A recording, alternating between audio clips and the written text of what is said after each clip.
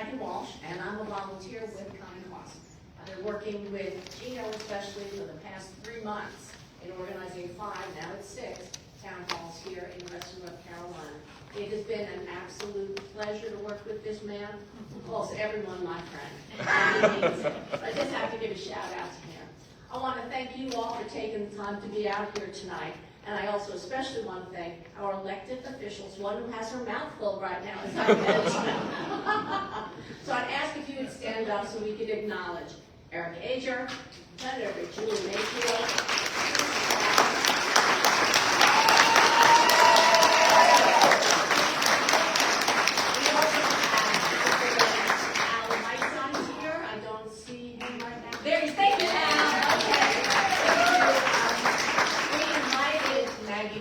she could not make it at the last minute, nor could Caleb Brudow.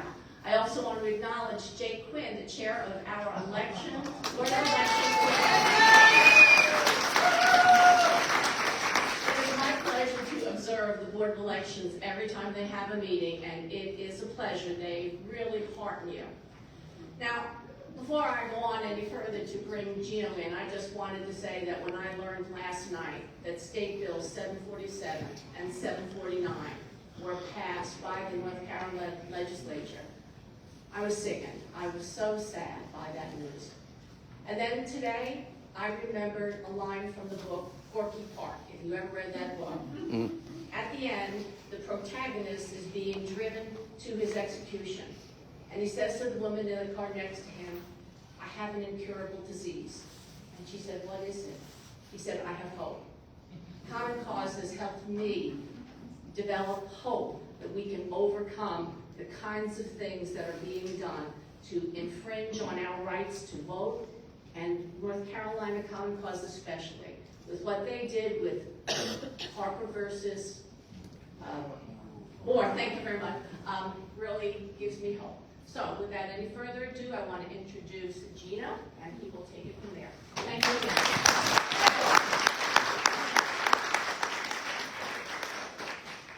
As I get fidgety, I'm going to bring this out and walk around with it. Good evening, everybody. Again, thank you so much for being here. Y'all treat your public officials in Buncombe County like rock stars, which is amazing, and we need some more of that in Durham right now, but which is where I'm from. But I want to really welcome all of y'all tonight.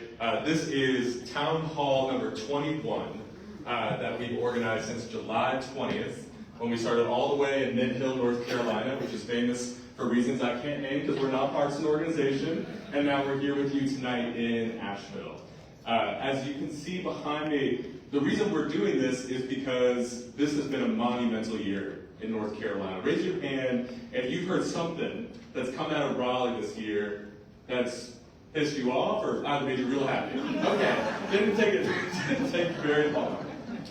And we believe, contrary to what some state leaders in Raleigh may do or may put in place, that the people of North Carolina deserve to have a little bit of a say in these major decisions that are impacting our lives. And absent leadership from those who are running the show in Raleigh to really go around this state and talk to people about the issues that matter to them, and for us to hear from our neighbors about the issues that matter to us, we decided to go on this tour. And that is why we are here with you tonight in Asheville, while we'll be in Boone tomorrow night, in Havelock, North Carolina, on the eastern coast, in Alamance County, and everywhere in between. So I want to thank y'all for being part of this tonight, and the more than, I think, what is it now, 1,600 plus North Carolinians that have turned out in the last 3 months. So thank you. So what are we going to do tonight? Well, first we're going to talk a little bit about what's been happening in Raleigh. I know this is a group that is well informed, so we will not try to bore you to tears, but we are also not here to cheer anybody up, because I promise you what we're going to talk about is not going to be very cheerful. But what we are going to get into tonight is hearing from all of you about the issues and the experiences that matter to you, and I promise you, you will leave here feeling better than maybe you will feel at the beginning. So we're going to talk a little bit about some of those issues. Then we're going to invite some of the amazing partner organizations who are here with us tonight to tell you a little bit more in depth. We have folks from organizations like the Budget and Tax Center who will tell you a little bit about what's been in this budget. Organizations like Forward Justice who will talk to you about our fight to restore voting rights to people formerly incarcerated in this state. And once we get through that portion of the event, we will then hear from you. Our goal tonight is to hear from as many of you as possible for about 2 minutes each. We'll explain it a little bit later on, about what you want your state lawmakers to know, both those in this room and those in Raleigh who may not necessarily represent Buncombe County, but still need to hear what you have to say. So, sound like an okay agenda? All right, and we're going to close with your lawmakers responding to what you heard and offering some insights from Jones Street themselves. Right from the top, I want to make sure that everybody knows that we are a nonpartisan organization. This is a nonpartisan space. We believe that we should be on no one side but the people. And so we ask that as y'all are talking tonight, doesn't mean you can't talk about facts, as I already clearly have. There are just certain facts and realities in North Carolina. But we ask that you focus on issues and experiences and not just party. That is one thing I want to say from the beginning. But we are going to get right into it, my friends, because we got a lot of people here, and we don't want to spend too much time listening to me talk. We got to talk about bills, budgets, and maps. I couldn't think of another B alliteration. So I can think of a B word. Well, you can think of a B word, say later. We're going to stick with maps. And there's one portion of the event that I did not do say that I want to do before we get into the kind of educational period. If everyone looks around, do y'all see somebody that you don't know? All right, I want you to take a moment, and I want you, just like in church, to introduce yourself to someone you don't know who's here tonight as we get into this event. So take a few minutes and say, all right.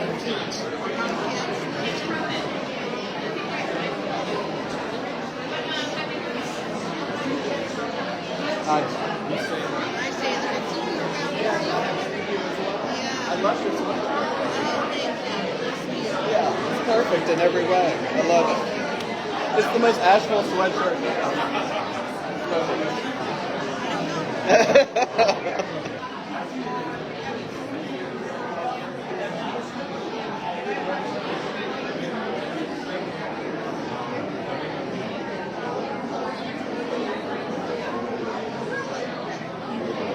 Thank you, everybody.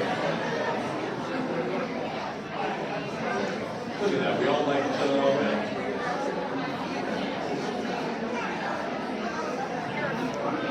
All right, let's bring it back together. This is always the best part of the event, because I'm at least can't order box. Everyone wants to talk about this here. Bring it back.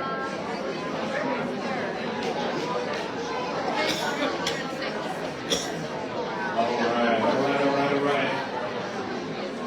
We'll start to bring it back here, folks. I appreciate you indulging me in this conversation a little bit.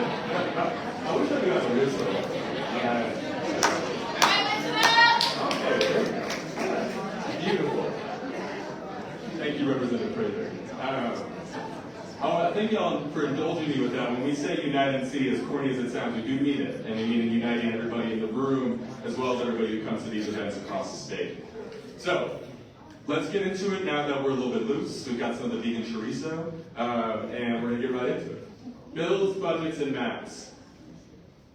As Ms. Walsh named at the beginning, there are a number of bills that have passed in the General Assembly this year that affect democracy and voting rights. How many of y'all have heard of a bill like Senate Bill 747, 749, or redistricting? Good number of you.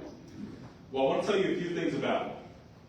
These bills are going to dramatically change how our elections are run and your experience at the ballot box. There are folks here tonight who are better experts on it than me, but the important thing to know is, one, we put all this information in the booklets that are on your tables, but an important thing to know about Senate Bill 747 is that it will eliminate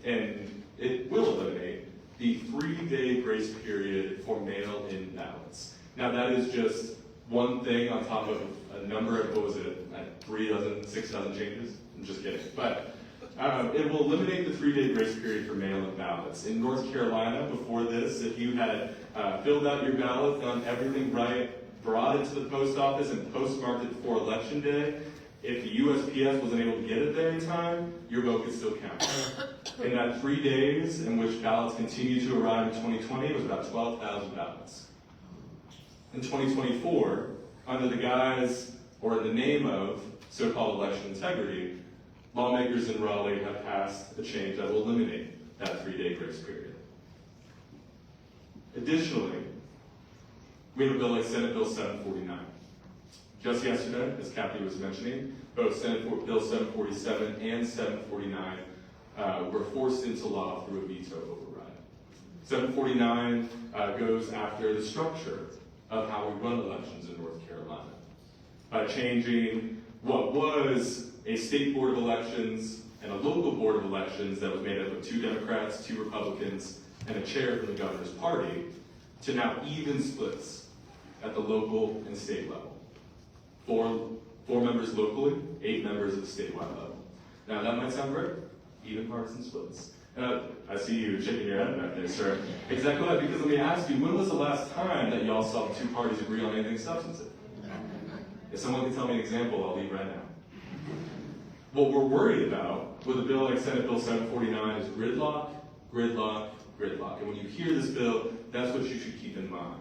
Because on even the most substantive issues, like early voting plans, how many early voting sites we're going to have, when they'll be open so that they can provide access for folks who got to drive from far away or have non-traditional working hours, we could potentially see a system with Senate Bill 749 under current law that if there's gridlock at the local board of elections, it can't come to an agreement, and there's gridlock at the state board of elections, the default under North Carolina law is 1 early voting site for an entire county. Open during business hours with 1 Saturday option. That is the default under current North Carolina law. Now they could fix that, but that's what happens if there's gridlock. You could imagine county like Mecklenburg. I can't remember there. Oh, thank you for moving that. You could imagine county like Mecklenburg, not too far from here, that had 20 plus early voting sites in 2020, reduced to 1 at the Mecklenburg County Board of Elections office. How many parking spaces can y'all count at this bill? About 5 or 6. How many people live in Charlotte? 5 or 6. About 5 or 6, exactly. Too many. So what we experience is not only an overload during early voting, but lines and gridlock at the polling lines on election day itself. In a really an attempt they call it a no partisan advantage in elections, it's really just a front for increased disenfranchisement, folks who won't be able to access the vote easily under this new system. That is not all. There's also redistricting happening. How many of y'all have been in North Carolina for the last 10, 15, 20 years? Good number of you. So you know that we are supposed to redraw our voting lines every 10 years, but in this state we do it about every 6 months. Because the party in power, whoever it is, can't get it right. Continues to draw maps that rig to their party's advantage. We are now going through another redistricting process here in North Carolina. We can talk about this more later on, but you should know that we had only 3 public hearings in this state to talk about those maps before we even got to see draft maps. Closest one to you was in Hickory, and I want to ask how many of y'all can make it to Hickory on 4 p.m. on a weekday, unless you're Ron Katz. Very few of us. They had 3 hearings, one in Elizabeth City, one in Raleigh, one in Hickory during working hours.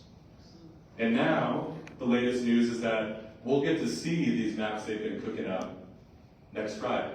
They will vote on them the week after. We did invite Senator Warren Daniel to be here with us tonight, one of the chairs of the Senate. I saw someone scoff.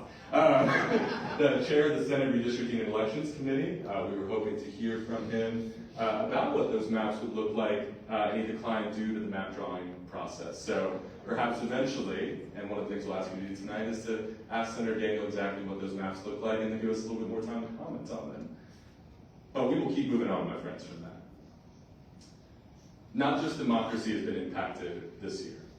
There's also been a number of changes to healthcare and healthcare access. We have a couple of partners who will talk to you more about this, but I'm sure many of you know about SB 20 that bans abortion in North Carolina after 12 weeks. I'm sure many of you have heard about probably the one bright spot in North Carolina this year, which was the expansion of Medicaid to 600,000 North Carolinians without health insurance. That deserves a round of applause. Absolutely. And at the same time, on the healthcare front, there was a bill like HB 808 that bans gender-affirming care for young LGBTQ us North Carolinians. And one of our friends from Equality NC who is here tonight is going to tell you about a lawsuit that was just filed against that bill today. But that was one of the major changes.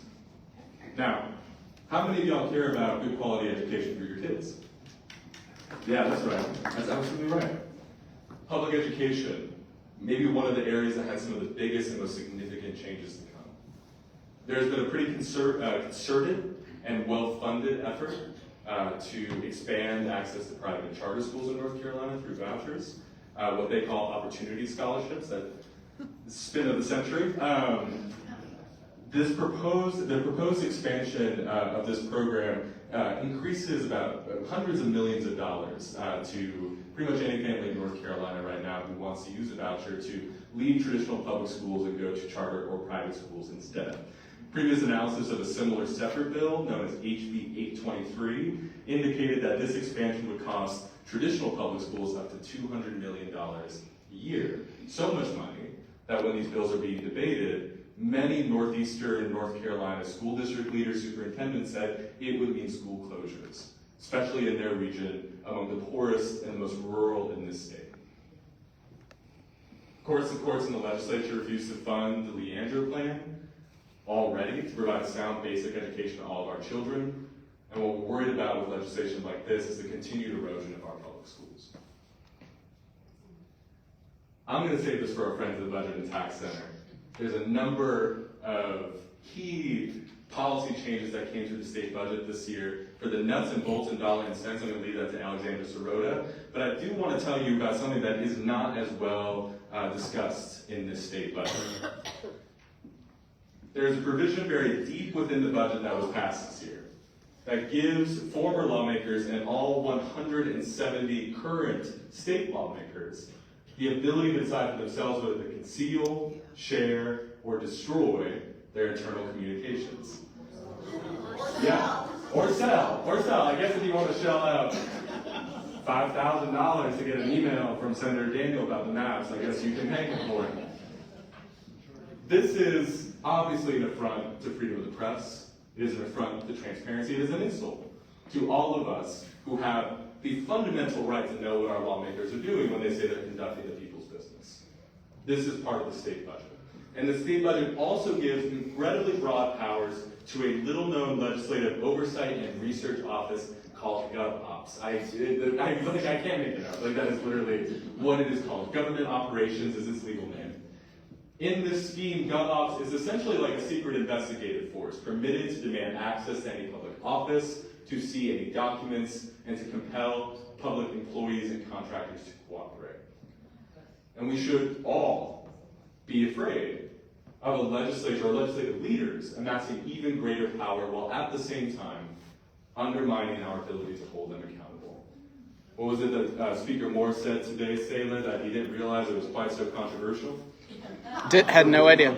Had no idea. Especially when the Republican State Treasurer, Dale Holwell, came out in opposition to some of these policies you see here buried in the state budget. We could have told them it was controversial. But one last piece I want to discuss before I call up some of the other organizations who are here tonight. There's also a number of changes that may impact our environment.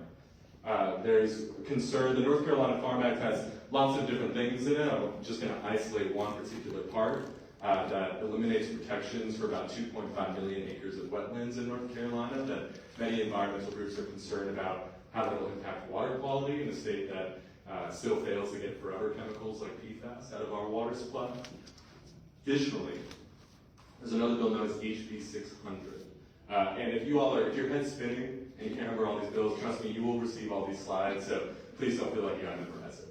But it's known as the Regulatory Reform Act, and one key part of it is that it expedites the consideration of a new oil pipeline, the Southgate extension of the Mountain Valley Pipeline, running through Rockingham and Alamance counties in North Carolina, that a coalition of conservative landowners, environmental activists, and indigenous tribes in North Carolina are fighting back against. And I will save this for our friends from Equality North Carolina to talk about the slate of hate against equal rights for LGBTQ plus people in the state. So, take a breath. It's a lot, and we're covering a lot in a short period of time. There's more for you to know before we turn it back to y'all to hear from you what you have to say about these kinds of bills. So I want to first invite up our friend Alexandra from the Budget and Tax Center. We'll take about 2 minutes here to just talk a little bit about some of those other dollar and cents pieces of our state budget. Yeah. Thank you. Thank you, everyone. It's great to be with you all. It's great to be back in Asheville. I'm Alexandra Sirota. I'm the Executive Director of the North Carolina Budget and Tax Center.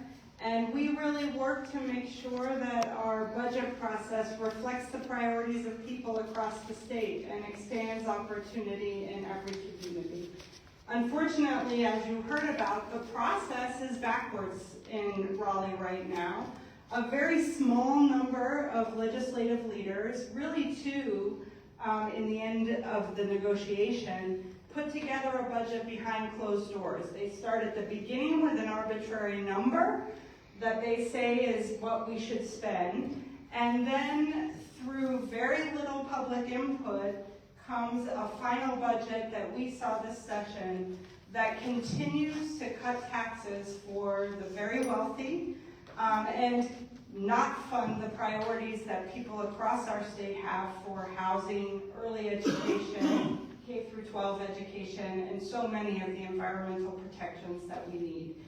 I'm just going to share a few numbers for kind of giving you a sense of the scale here. When the tax cuts get passed, everybody hears the idea, oh, my taxes are going to go down. For most of us, our taxes will change by about $13 a week.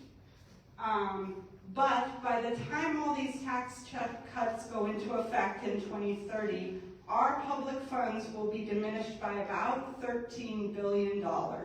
That's about 20% of the total state spending that's happening right now in North Carolina. And so you can imagine what impact that's going to have on the quality of life in every community across our state. It's important to say that 1 in 5 North Carolinians are going to see no tax cut at all through this tax plan, and that 2/3 of the tax cut go to the richest 20%. Those folks have average income of about $280,000. This is really an effort to budget for the wealthy and powerful and not focus on the priorities that we have in communities. So one of the things that we're working and would be excited to continue to talk with you all about are the priorities that you have in your community.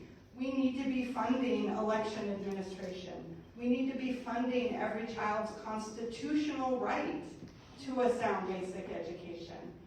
These are priorities that we know really matter in communities, and through our final budget, we saw just how damaging the decision to put the interests of the rich and powerful ahead of everybody else.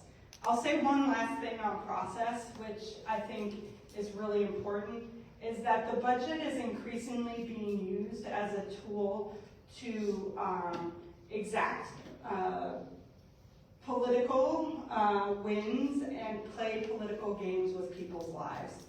And I think we saw that this session in ways that were completely unacceptable in tying the expansion of Medicaid to the passage of a final budget when we've known for more than a decade that people have been waiting for health care coverage.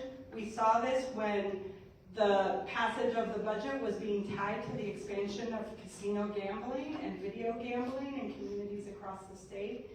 Literally, the decision to tie these things to the budget is something that we have to keep monitoring and calling out for what it is, a use of a very critical policy decision every year to further the interests of special interests and lobbyists, and without focus on what people actually need. So that's just one last point. Thank you, Alexandra. Thank you, Alexandra.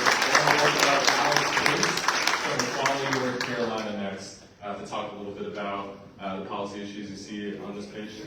Alex, take it away. Thank you all. Hi, good to see some familiar faces. Hi, my name is Alex Case. I use he, him, his pronouns. I am the organizer here supporting in Western North Carolina with Equality NC.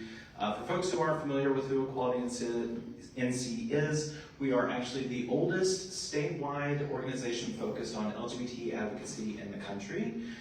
We do a lot of work in the General Assembly, but we also do work in local areas as well, helping with supporting politicians and elected officials, but also working and supporting community organizations and all sorts of stuff like that as well. And I'll get more into that in just a minute. So what I want to talk about is the slate of hate, which is what we called these really kind of gross bills that came out of the General Assembly. The first one is HB 574. This is given the great misnomer of the Fairness in Women's Sports Bill. What this actually is a sports ban on trans folks, mostly targeted toward trans women. It's very toxic, very problematic for obvious reasons, but we're seeing that this is having negative impacts all across North Carolina, and also ties in with SB 49, which is the, again, misnamed Parents' Bill of Rights, but also it's essentially North Carolina's version of Don't Say Gay. For folks who aren't familiar with what that is, it came out of Florida originally, but now we're seeing it kind of take hold here in North Carolina as well. And that's had a lot of really negative trickle-down effects, specifically here in Western North Carolina, that I've been doing a lot of work with as well. And then we do have House Bill 808, which is the gender-affirming care ban that was mentioned earlier. One thing that I can say that through our work with an organization called Lambda Legal, we've been able to initiate a lawsuit against this bill under the protections of the 14th Amendment to try to prevent this from causing any more harm to the trans youth in North Carolina, because they need protection.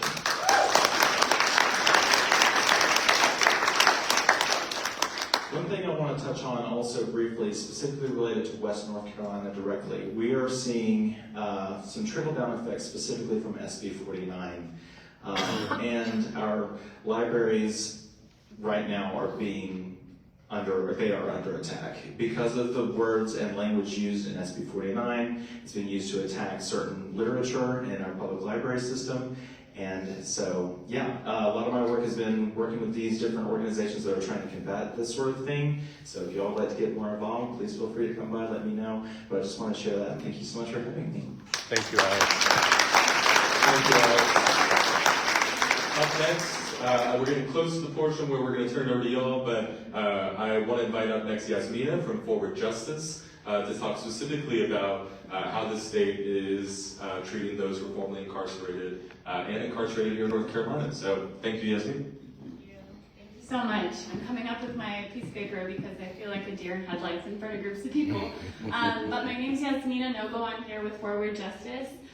We are a nonpartisan law, policy, and strategy center dedicated to advancing racial, social, and economic justice in the South. Our theory of change, we believe that if we can change the South, we can change the nation. That's right. Hell yeah. Yeah.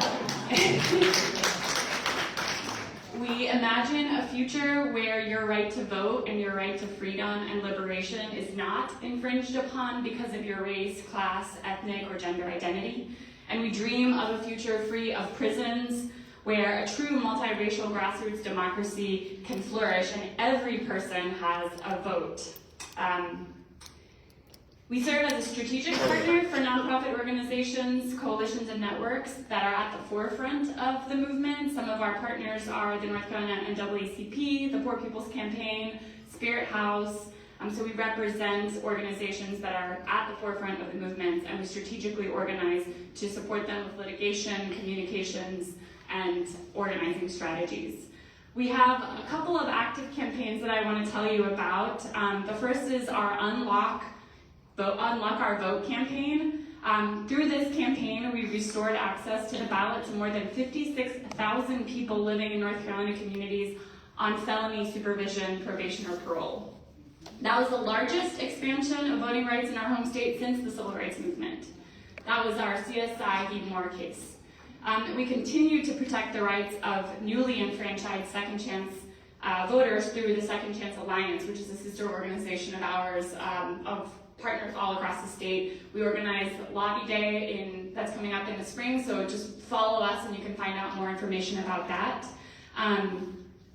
In our Protect Our Vote campaign, which is another one of our active campaigns, we're using litigation, organizing, and communication strategies to fight for fair and equitable elections that are free of illegal racial gerrymandering and infringement upon our constitutional right to vote. We're currently in active litigation on the federal voter ID, in federal court on the voter ID law in North Carolina. It's, as you can imagine, with complex litigation, it's an ongoing process. It started in 2018, but we're still fighting.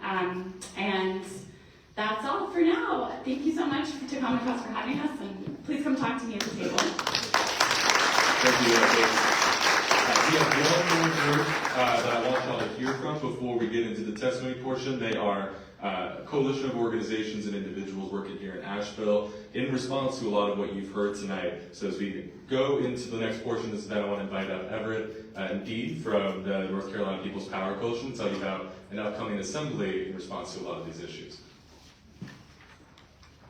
Thanks, Gino. I wasn't too prepared to come up today, but I just wanted to say thank you to everybody for coming out and for Common Cause to host this space. The North Carolina People's Power Agenda Coalition, which is a long name, came together early this spring in response to the onslaught of all of these bills that were coming down through the General Assembly, and really looking at the fact that people were fighting in a lot of silos. So Planned Parenthood was fighting, Equality NC was fighting, the Healthcare for All was fighting, but there wasn't sort of a larger umbrella of organizations that were trying to put together a broader agenda. So in a matter of a few weeks, over 90 organizations came together to support a people's agenda.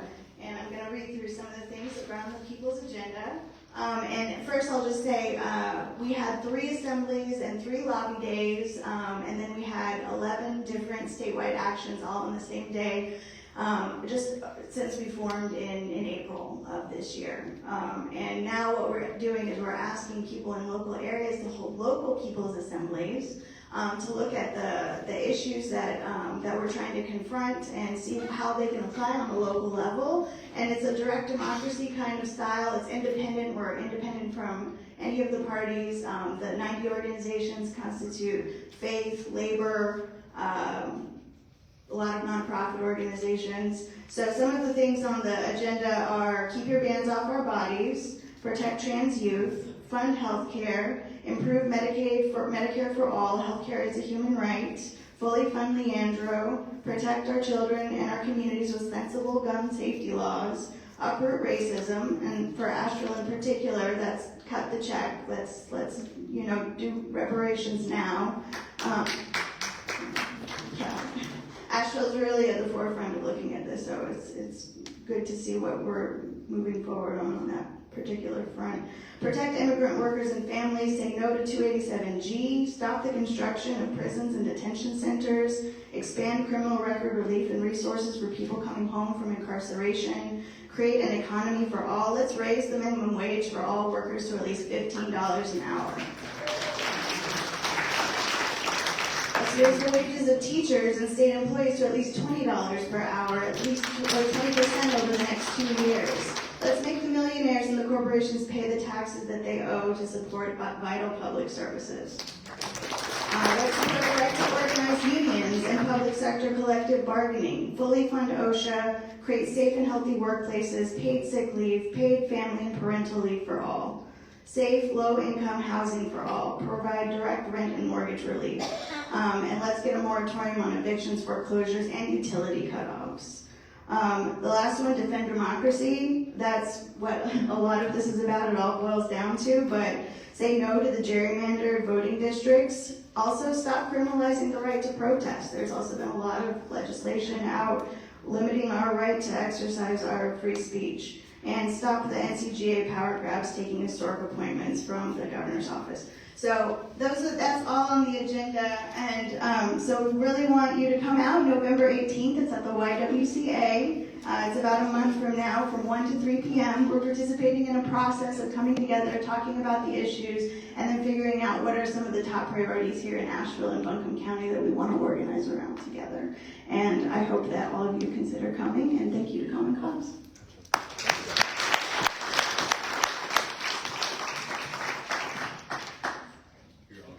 Thank you, Everett. All right, y'all. We got a lot of people who want to speak tonight. We've got them all right here.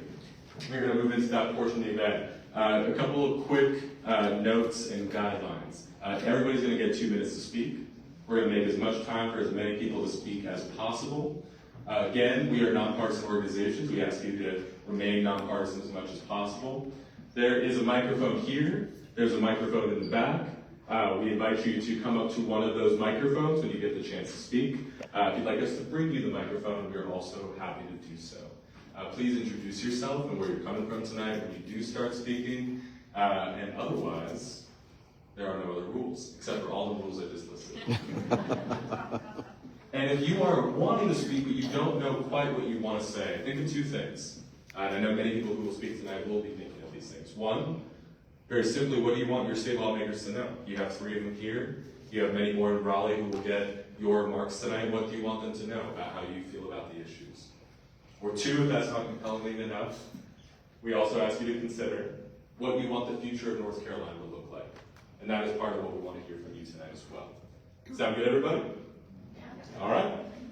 So the first person, I don't mean to pick on you, my friend, and I hope y'all will applaud because it's hard to be the first person to speak. Isla Ficken. Come on up.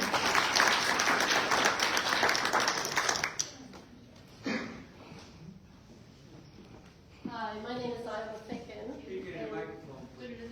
Just a little closer to your mouth. My name is Isla Ficken, and I want to talk about education because I'm a volunteer tutor, and I see that every time I meet with a student. I'm going to start with reading a quote from Thomas Jefferson. It's always good to remember what this country is founded on. That democracy cannot long exist without enlightenment, that it cannot function without wise and honest officials, that talent and virtue needed in a free society should be educated regardless of wealth, birth, or other accidental condition, that other children of the poor must thus be educated at common expense. Thomas Jefferson said this. So what are we doing in North Carolina? The exact opposite. We're starving our public school system. And in the most recent budget, we're just continuing to do that. You saw examples. One thing that wasn't mentioned is that this public voucher system, which funds public schools, basically, private schools at the expense of public schools, no longer has an income limit. So high-income people can actually now get money from the state, our tax monies, to send their children to private schools. I'm going to finish with a very short example of what happened this past weekend. We had friends here from Denmark who were staying with us, and you can see where we're going with this. So we went through rural North Carolina to get to Joyce Kilmer Falls. That was our destination. And of course, as we're driving through little towns, we saw one handwritten sign that was for a car wash. And it said, hand wash, spelled H-E-N-D, hand wash. We were ashamed. Shame on us, North Carolina. That's how we felt. Thank you. Thank you. Thank you, Alan. I want to invite up next Steve LaPointe. No, pass, thanks. Are you sure? Yeah. All right. Well, we'll come back to you. I may say your name a couple times, just keep you on your toes. Next, then, I want to invite up, and I think what's your names? I'm so sorry, y'all. Please correct me. Jennifer Mahan. Mahan. There we go. Come on up. Give her a round of applause, my friends.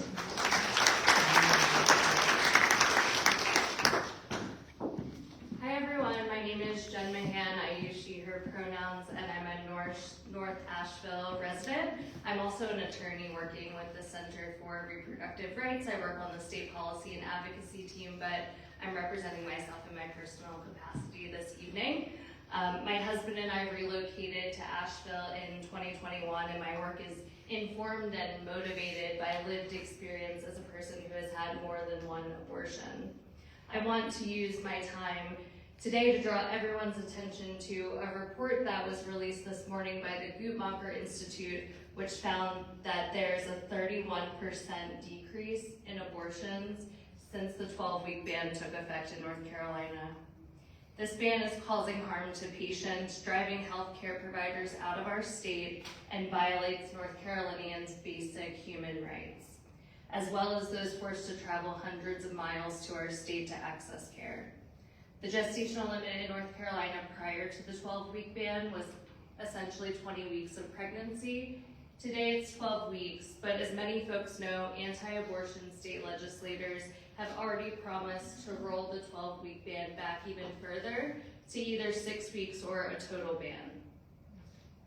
We know that cutting weeks of access has forced providers to turn patients away from care, and states that have abortion bans see higher rates of maternal and infant mortality. The bottom line is that abortion bans are bad medicine because they tie the hands of our healthcare providers, they interfere with medical best practices, and put patients in dangerous situations. These bans are barriers to basic healthcare that are callous, cruel, and disrespectful. Thank you.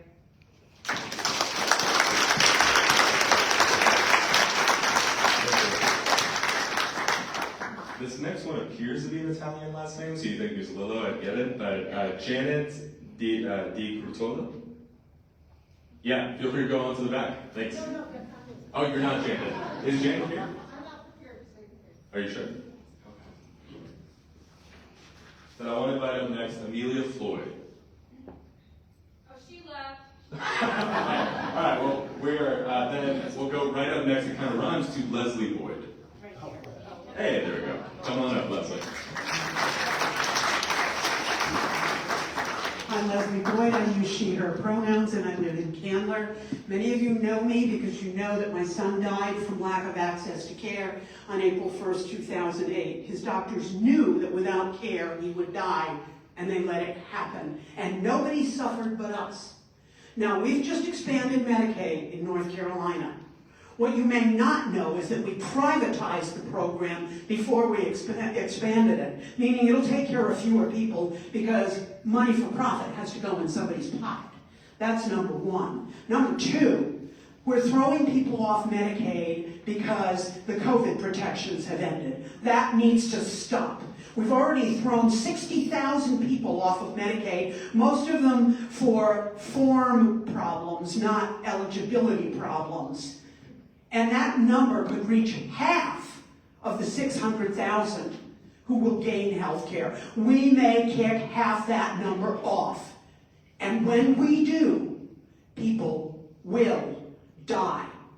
And I think this is murder. I don't know about you, but I'm done with it. It's time to fully fund Medicare for every single human being.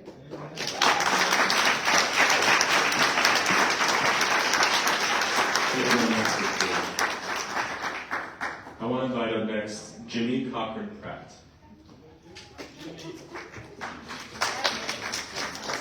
I'm sorry you're stuck in the middle there, Jimmy.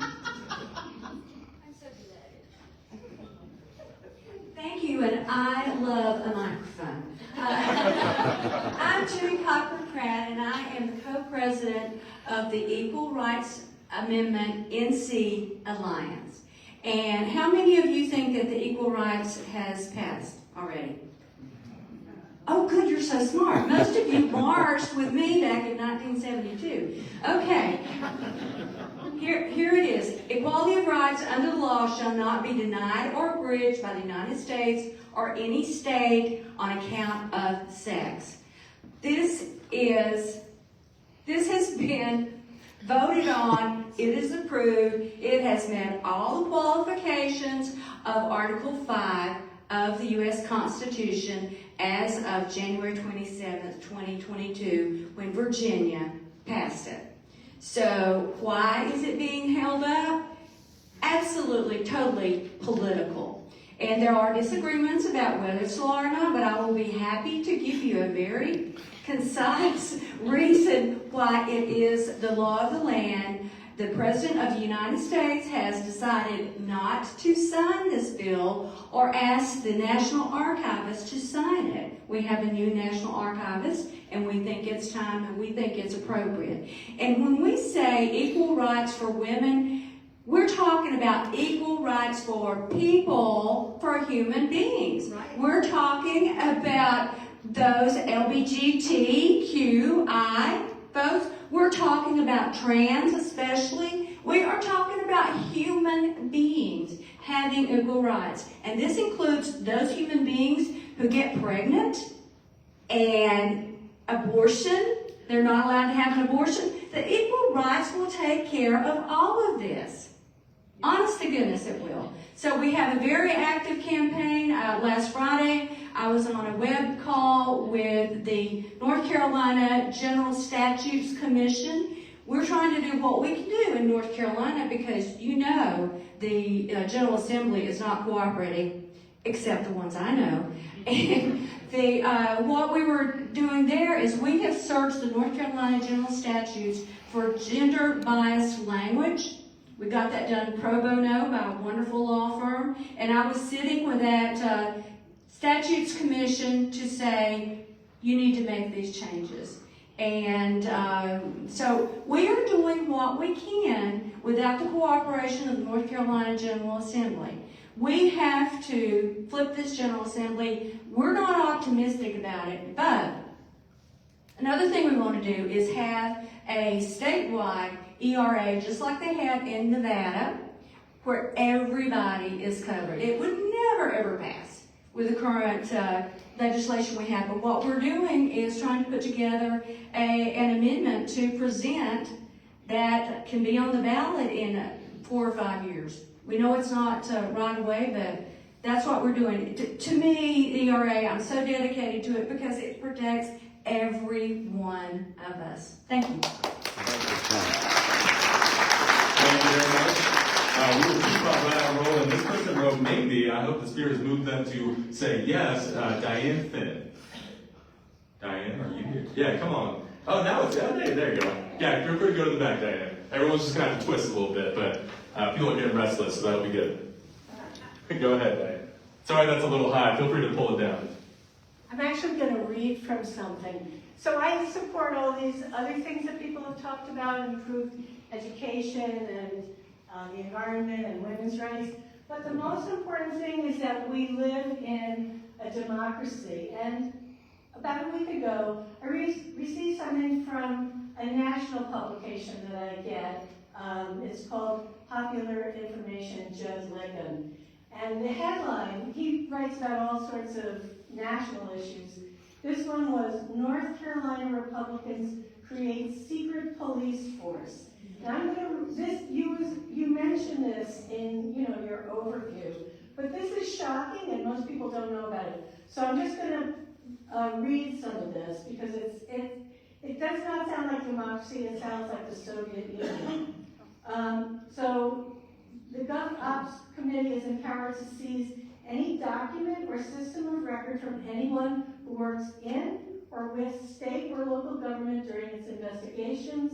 This rule applies to contractors, subcontractors, any other non-state entity receiving public funds, including charities and state universities. They can enter any building or facility without a judicial warrant, including private residences of subcontractors and contractors who run businesses out of their homes.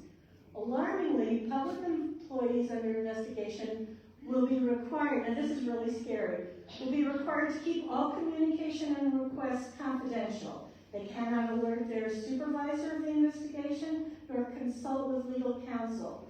Violating this rule should be grounds for disciplinary action, including dismissal.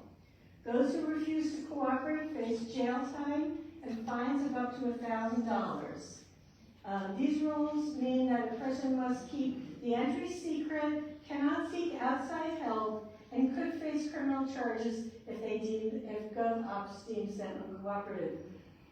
How many people here knew this? Yes, Jake, of course you did. But, I mean, I feel like we need to do something. This should not, I mean, the Washington Post motto is democracy dies in darkness.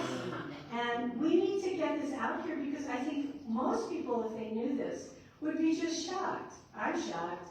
And I think, you know, we should write letters to the editor and whatever we can do. We should not let this pass. Thank you, Diane.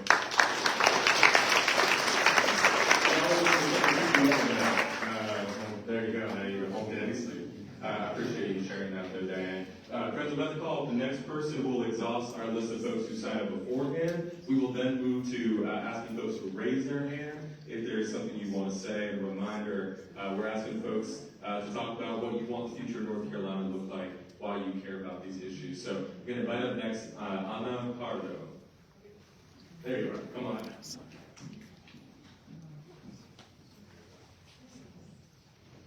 Hi, my name is Ana Pardo. I'm she, her pronouns. I'm with the North Carolina Justice Center's Workers' Rights Project.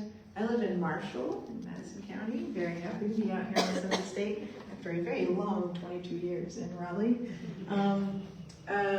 Gosh, okay, where to begin? So my organization, well, we deploy a number of strategies to get at a range of policy issues impacting low-income people in North Carolina. So we go after the bastards, we sue bad employers. It's my favorite thing about what we do, and we win.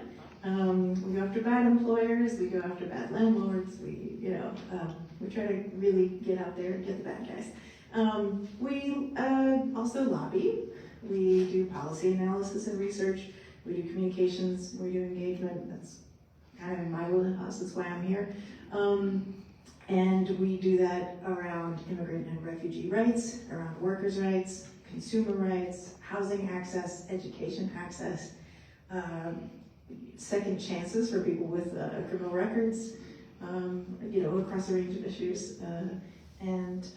So I am mostly focused on policy related to working people. So I recognize there's a lot of folks who might be out of the workforce in this room. So, hello.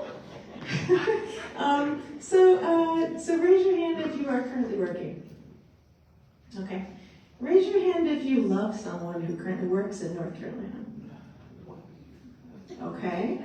You guys don't love people who work in North Carolina. So I'm going to try to wrap quickly, but I'm bringing this up in this context because we are seeing, there's a lot of stuff on here that's we're having to play defense, right? We're out here fighting offense for working people. It was bad before the big shift in our political leadership, okay? And for working people, for low-income people in our state, for farm workers, for immigrant workers, for women workers, for black and brown workers. North Carolina was kind of a rough place to be before this. So I think, to speak to that, we have worked with Senator Nine to introduce a bill on paid sick days for 14 years now in the North Carolina legislature. It's not that there aren't good people out there trying to make the thing happen. It's that the balance is off, right? And so obviously voting is important. I support that. My organization supports that. Please go vote. But the other thing that I wanted to name for folks in this room, including those of you who are no longer in the workforce, right? Because you can still be carriers of this message. We have another lever, and it is our labor. And I just want to name that because increasingly I think people are feeling like, well, I could go vote, but it doesn't feel like it's going to change anything. Well, yes, go vote and organize your workplace. And if you guys love somebody who works in North Carolina, please encourage them to do that. Please encourage them to look into the organizations in our state that are actively supporting folks to do that, because I swear to God, y'all, if we had an organized labor force in North Carolina, we could change everything. I will leave you with just a plug to go go check out our latest, we put out a report every year called The State of Working North Carolina. This year it's on the state of working women. Yeah, it's out there on the table. There's a bunch of copies. Thank you. Thank you. Thank you. All right, folks, we've got time for good number of speakers. I know we already got one hand raised. Raise your hand. I got you. So you want to come, or you want to go back to the back first? Go ahead. You next, and then who? Was there another hand? All right. Beautiful. And Ron. We will keep moving, and Ron. That's right. We will keep moving. So go ahead, introduce yourself. And friends, as a reminder, Kathy Walsh here is your timekeeper. She's standing over there, so make sure you look at her when it comes to time as well. Go ahead. I thought I'd check the box. My name is Kim Ross. I come from Haywood County, State District, Senate District 50, and House District 118. I want to thank Common Cause for hosting these events and for sending Morvey Harbor far, far away. Amen. As a poll worker, I'm concerned that the voter ID might effectively disenfranchise voters. I'm also concerned that the poll watchers might end up hearing personal information and also to intimidate the poll workers and the voters. As a retired teacher who's back in the classroom, you might all know there's a teacher shortage. Yeah, so I'm back in the classroom.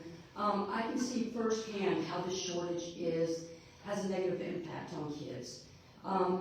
Looking at fully licensed teachers, beginning teachers, those with 3 years or less of experience, make up 14% of all the licensed teachers.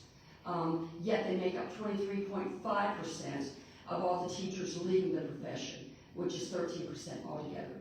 That's part of the State of Teaching Profession that came out in 2021-22. You may not know that a lot of teachers do not get their master's pay even though they have their master's degree. This recent pay raise, we know, over 2 years, isn't even going to cover inflation. Those teachers coming in for the last few years will not get health care when they retire. Those of us who teach, we kind of put up with the low pay because we know we're going to get a decent retirement. That's not happening. But it's not just teachers. We're talking bus drivers, clerical workers, TAs, custodians, everybody. We've got to have fair maps to elect the people who are going to care about. That's right. We have 44 state house and senate seats that went uncontested, so we need to fix that. The state Supreme Court said they can't rule on partisan gerrymandering. The governor has little or no say in what goes on. That leaves, what did I say? No oversight, no checks on the legislature. So we've got to be that check, all right? So, and that just really concerns me. We deserve fair maps. The kids deserve fair maps. That's right. Thank you very much. We'll go to you, and I see one person there too. We'll keep moving. Hi, my name is Hope Sykes, and I'm representing the Political Science Department here at UNC Asheville. What I'm here to say is that we need to fund public schools, specifically fund special education. So something I think that gets left behind from this conversation is special education. If it weren't for public school systems surrounding special education, my brother would not have been able to attend school. These charter schools, these private schools, they are not looking out for disabled kids. They are not looking out for special education kids. So, yeah, fund special education and fund public schools. Yay!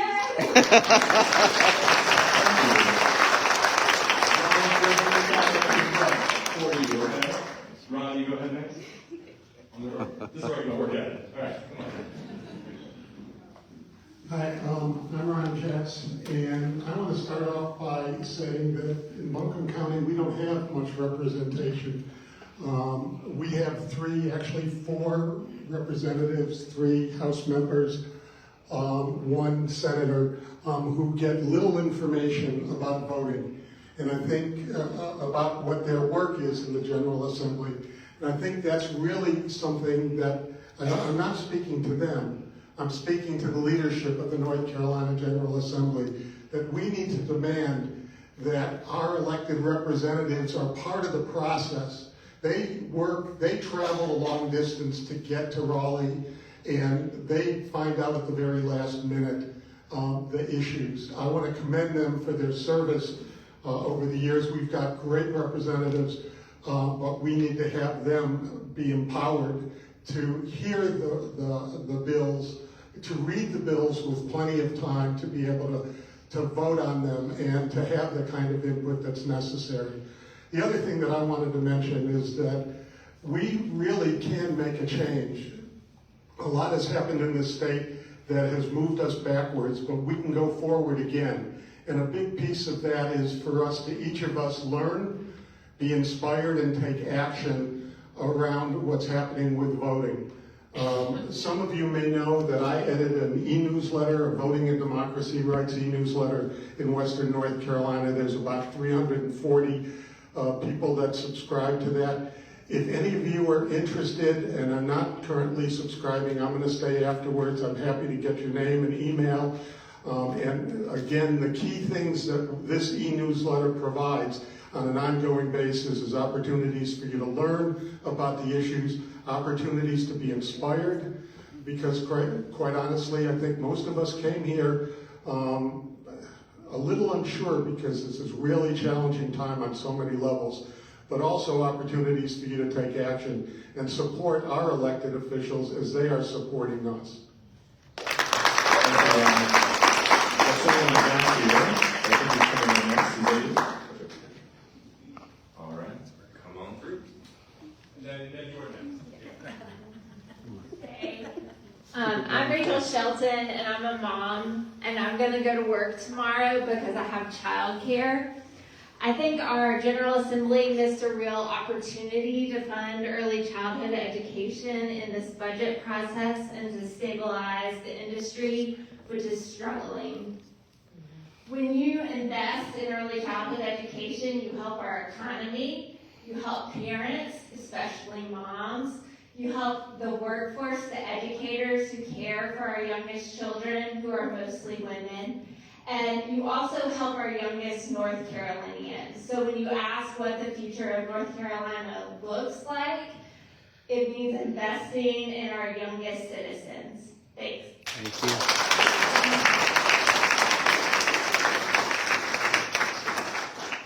Hi, I'm CJ Breland, she, her pronouns.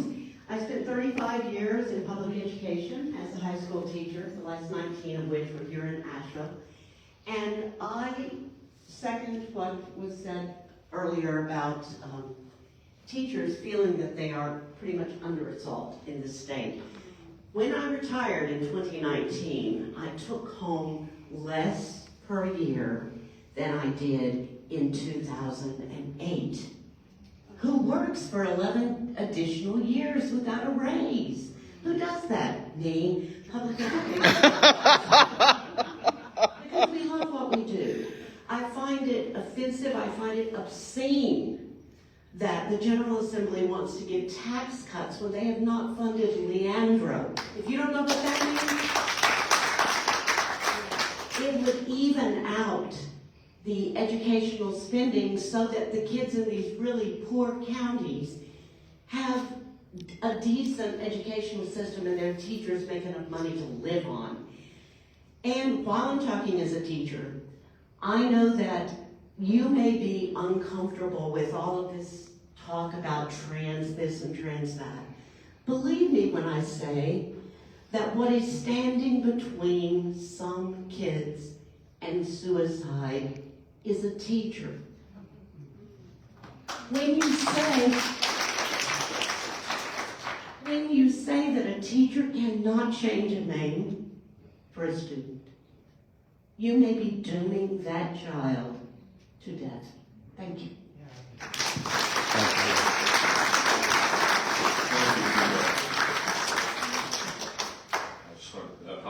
Yes, come on right ahead. We have time for about one more speaker. Yes, one more speaker after that. Well, here, I'll bring you the microphone. And then, friends, we'll have two more people after this, and then we're going to leave enough time for our lawmakers to respond to what they heard from you tonight. I basically just have a question, if you could answer it. Oh, yeah. I am, since 2010, 11, we've had hyper gerrymandering in the state, and it's also it's relating to party, which is, party and politics. Mm-hmm. So, and it seems that things are getting more and more entrenched, and I'm wondering what we can do about it. And the other question I have is, Are there any people that are working on unifying the Republican and the Democratic parties to face these kind of issues? Because this really is a bipartisan issue, and I think that we could unite our forces to make a change. It's a great question. And you've come to the right place. What we like to say around is we like to forge common cause, my friend. And I try to use that. I'll be very brief because I'll leave time for the rest of our speakers. We are an organization that is working to mobilize people to, as you see up here, give redistricting testimony as part of what we see as a key way to build the record of what North Carolinians want from the redistricting process, so that in the event, much like our friends at Equality and See, that we have to go to the courts, we have the record of what North Carolinians wanted that lawmakers didn't give them. That is one key thing that we're doing. I'm happy to talk to you more after the event as well. When it comes to bridging partisan divides, that's part of why we're doing this tour. When we were in Rocky Mount, North Carolina, the Republican chair in Nash County Commission came and talked about how the fundamental principles of democracy and transparency for his county were violated by a couple of legislators who wanted to ram casinos down their throats. And he came because he saw that we could build common cause with people like us who are maybe on a different side of the political spectrum. We saw the same in Moore County, we saw the same in Manio, we have seen the same in all 21 stops. I'm happy to talk to you more about it, but it is our effort to bring folks together across those lines, because everybody deserves competitive districts. Everyone deserves a politician who gives a damn about them and their lives and what happens to them, and that is regardless of party. And there's a difference between those who are everyday folks in North Carolina and those who purport to be lawmakers and representatives of the people in Raleigh. So I'll talk to you more after this event, but I want to come to Dr. Morales. Come on. Let's start over to you. Thank you. I'm Ashley Morales. I teach here at UNC Asheville in the Political Science Department. Hi, Alex. And I am here to talk about youth voting, and I know I have some sympathetic politicians in the room, so I would love for this to be conveyed to others. I've worked at UNC Asheville for 9 years, and since I've worked here, I've worked with students really closely to engage the campus in political activities, mostly voting, nonpartisan activities on campus. And I'm really concerned about the recent legislation in voting and some proposals that I think really target youth voters, maybe not in particular, but will have an impact on young voters, really the 18 to 25-year-old demographic. And in the 9 years I've worked at UNC Asheville, the rules have changed every single year. And re-educating college students on how to vote, what they have to take to vote, whether they're in this district or that district, is really difficult. And this has an effect of disincentivizing young voters from voting. And in my experience working with students, they're not apathetic. I know there's a narrative about young voters. They're anything but. The problem is that they lack a lot of access, and access is the reason that they're not getting to vote. And at UNC Asheville, we were very hard to give them access. We have a 94% voter registration rate on campus. Whoa! We're very proud of that. I have some students in the room who are doing this work. They're the ones on the ground doing this work, so I can't take too much credit, but I am very proud of the work we're doing. And I really would like our politicians to know that students want to vote and that they're not a monolith. They don't represent one party or the other. There's a lot of political diversity in their perspectives, and that we need that in North Carolina. So I'll leave it there. Thank you. Thank you. Last person before we turn it over to our lawmakers, they respond to you, is Alicia Cook. Oh, and then we'll go to you. Yeah, come on. Come on ahead. We'll make sure you get a chance to speak as well. I'm going to go to the front because I like to be the center. Hey, y'all. Like Gino said, my name is Alicia Cook. I am the North Carolina State Organizing Manager for Black Voters Matter. We are a, go ahead, I'll take it. We are a nationwide organization focused on empowering marginalized Black communities. So what I want to say, y'all, is in order for Black voters to matter, our voters have to matter, right? Our votes have to matter. Our votes have to matter. Who y'all matter with? But our votes have to matter when it comes to paying our teachers. Our votes have to matter when it comes to empowering and equalizing members of our LGBTQIA community. Our votes have to matter when it comes to paying people a living wage, okay? Yeah. So it is time to stand together. That's right. It is time to hold our legislators accountable, and it is time to unite in seeds. So thank you all. Thank you.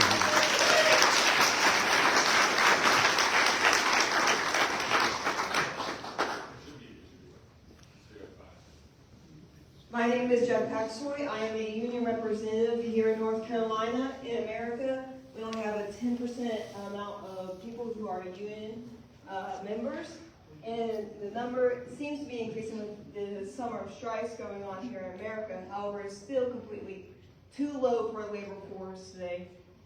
We face with an increasing cost of living. We face low wages here in America. We face unsafe working conditions. In North Carolina, we are still an at-will employment state, which brings a fear to workers that at any moment they can come into work and lose their job. So with all these going on, we need politicians and we need solidarity with unions. We need laws to help unions. We need things that will bring safety to workers, safety to our living, and our increase in wages. That's really all I have to say. It's just I'm here if anyone needs union membership or anything else like that. I just need politicians to know that we need to help our workforce through union labor. Thank you very much. Since I never started a little bit late, I hope you will indulge. If you, of course, do have to leave and you have those papers with you, please see what's said before you go. But I want to now invite up Representative Lindsey Prather, Senator Julie Mayfield, Representative Eric Ager to introduce himself, if you don't know him, and to talk a little bit in response to what they heard from you tonight, share a little bit about their work in the General Assembly, point out things that maybe they want you to know, and we'll have some time for some questions as well. So whoever wants to go first. All right. I got here first. Hi, everyone. I won't talk long. Mostly, thank you so much for being here. We literally could not do what we do if it wasn't for people getting engaged. Coming to things like this are difficult for some people, easy for other people. Some of you came because someone invited you. Some of you decided to come alone. So whatever it is that brought you here, thank you. And please continue to stay engaged and bring somebody else next time you come. I pretty much agree with everything that I heard tonight. I was just incredibly grateful to hear directly from y'all. We do get emails, we do get phone calls. We do have people come down to the legislative building. You shouldn't have to drive 4 hours just to get your representative to listen to you. And so thank you for showing up here and for reaching out in all of the ways that you reach out. The common theme that I'm hearing tonight, really, all of these terrible things that are happening, it would be one thing if those were things that the voters of North Carolina even wanted. Our state government is not representative of North Carolina voters.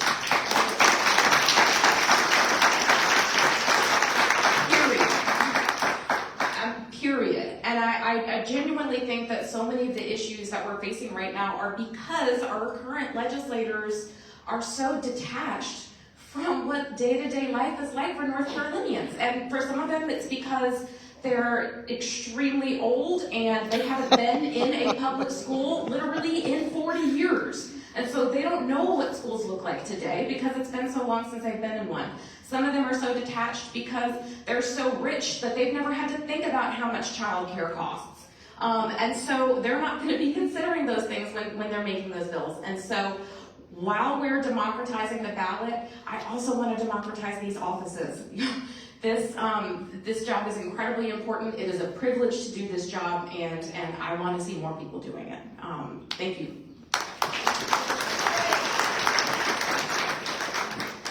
So I'm Julie Mayfield, State Senator here in District 49, and I want to put a big collective bubble around everything that you just said and say, ditto.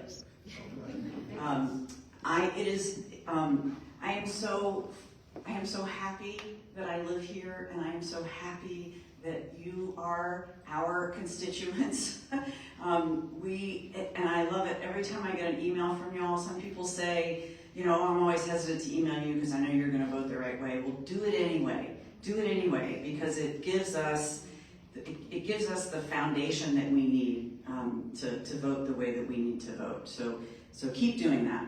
I also want to thank all of the organizations that are represented here and that you heard from. I have news for you. We don't read all the bills. bills. We can't read all of the bills. There's way too many of them. And so it's all of these organizations, and I'm not going to call them out because there's too many of you, but they are all present at the General Assembly. They are in our offices. They are explaining these bills to us. They are telling us what's wrong, and we are working hand in hand with them to try to make things better. So thank you all very much. And for the rest of you, if you ever have a chance to work with them or support them, I encourage you to do that, because our democracy in North Carolina would not work without all of those organizations. So thank you.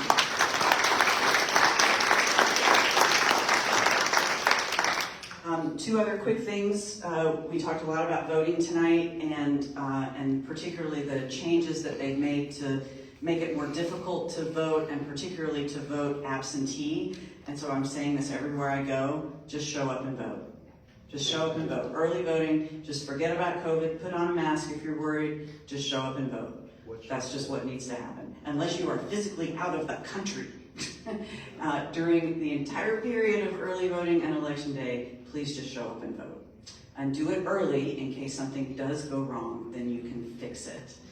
And then the last thing I wanted to say is there are a couple things that have to happen in order to fix all of this.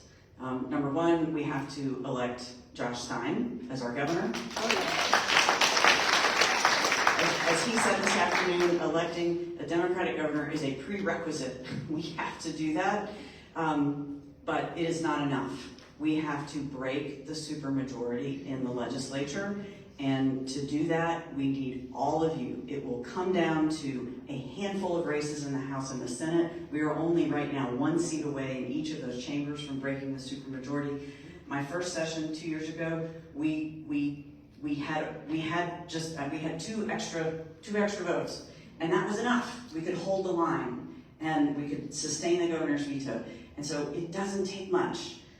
So we just want you all to be paying attention to when the maps come out, when those candidates are identified across the state in those key races, and be looking for opportunities to support them too. Thanks.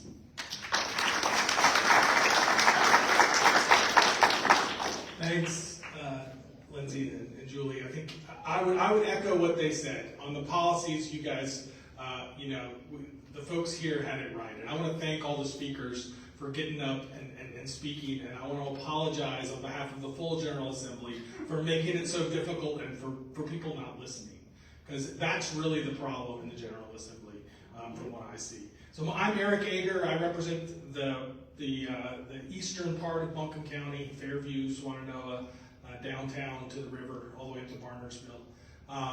And I think I went to my first Common Cause meeting when I was 2 years old. So I want to really appreciate Common Cause for all the work that they've done over years and years and years, and all the other groups as well.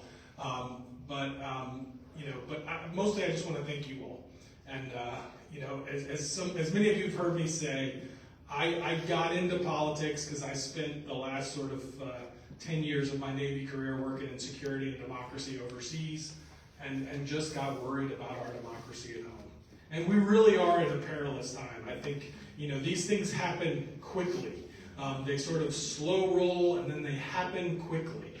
And if people aren't paying attention, and if people and a lot of people aren't, but you all are, and we just got to build that group. So I would just encourage you to go out, talk to your friends, talk to your families, talk to people about how important it is to engage and to pay attention to what's going on in democracy. The majority in the General Assembly is geared toward people not paying attention. That's what they want. That's how they thrive. That's how they function. And so we've got to get more and more people to pay attention. So thank you all for coming out, and keep doing it. Thank you all very much. If y'all be willing to just stay up for one moment, we're going to have time for a couple of questions, but also wanted just to give Commissioner Whitesides a few moments here to also share his regards. Then we'll have time for a few questions, then I promise we'll get you out of here very, very soon. Commissioner? It's bad to give me the mic. But no, I'd like to say it's great to see all of you here tonight. And you can see one of the reasons we're so successful here as a county commission, one, it's 7 Democrats. It wasn't that way when I started, but it is now. And we have a good legislative delegation to work with, even though we know it's an uphill battle. But we continue to fight here for the quality of life issues for Buncombe County. And that's why I got in this, and this is my 7th year as a commissioner. But we continue to fight.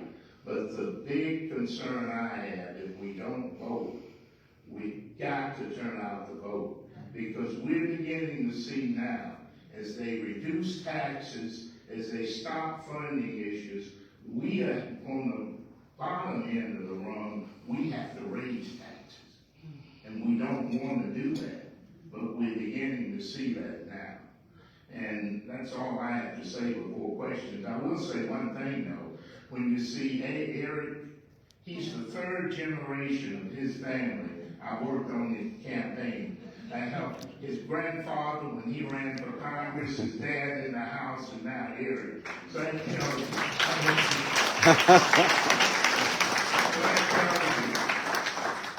I'm a lot older now. I don't believe it for a moment.